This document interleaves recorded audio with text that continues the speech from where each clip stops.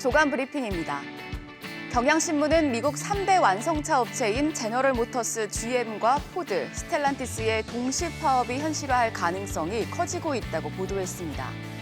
3사 소속 노동자 약 15만 명이 조합원으로 있는 전미 자동차 노조 UAW는 급속한 전기차 전환에 반발하며 사측의 임금 인상과 고용 보장, 복지 혜택 확대 등을 요구해왔지만 협상에 뚜렷한 진전이 없는 상태입니다.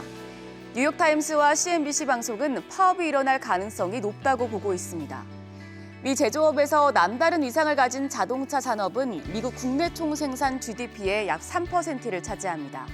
이에 파업이 실제로 일어날 경우 미국 경제에 무시 못할 경제적인 타격을 입힐 것이란 관측이 나옵니다.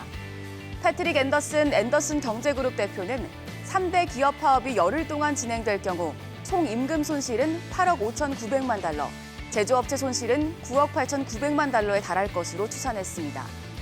UAW 협상 타결 여부는 미국에 투자한 한국 배터리 기업들에도 영향을 미칠 것으로 전망됩니다. 시진핑 중국 국가주석의 세계 경제와 군사 영토 확장 사업인 1대1로가 7일로 10주년을 맞는 가운데 조선일보는 1대1로의 명암이 엇갈리고 있다고 보도했습니다.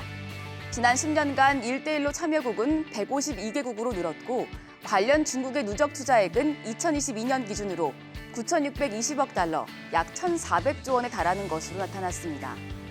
중국은 1대1로를 통해 중앙아시아와 아프리카 등 개발도상국에서 영향력을 키웠지만 선물로 알고 중국 투자를 받아들였다가 높은 이자를 감당하지 못해 파산 위기에 몰리는 나라가 계속해서 늘고 있습니다.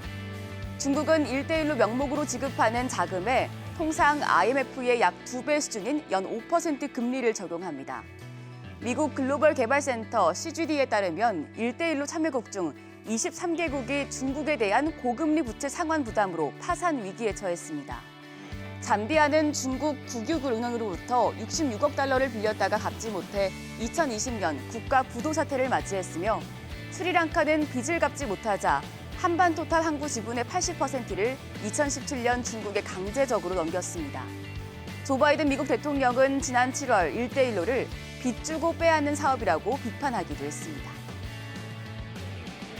계속해서 한국경제신문은 중국산 덤핑 사태가 배터리 산업에 재현될 수 있다고 보도했습니다.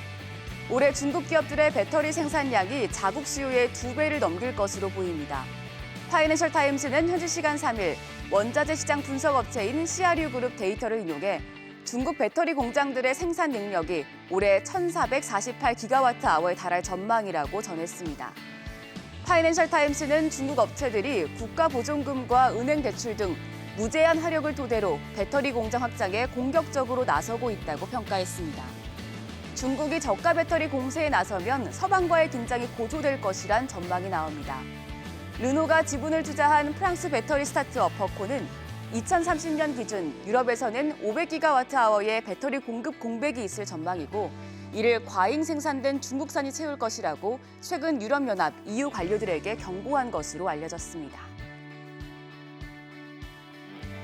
한국경제신문은 인도 경제 성장에 따라 인도의 주식시장도 고공행진하고 있다고 보도했습니다. 인도 대표 주가지수인 센섹스 지수는 지난 20년간 15배 상승했습니다. 국가 기반 시설을 이제 깔기 시작한 인도 특성상 구경제기업들이 성장을 주도하고 있는데요. 인도거래소에 따르면 인도 시가총액 1위는 정유와 통신, 유통 등의 사업을 하는 릴라이언스 인더스트리입니다.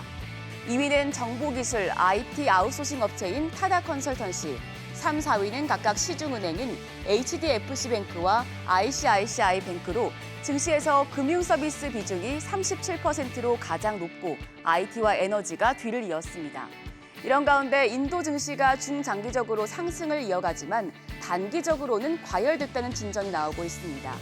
주가 과열 정도를 추정하는 주가 수익 비율 PER이 23배로 신흥국 시장의 2배이기 때문입니다.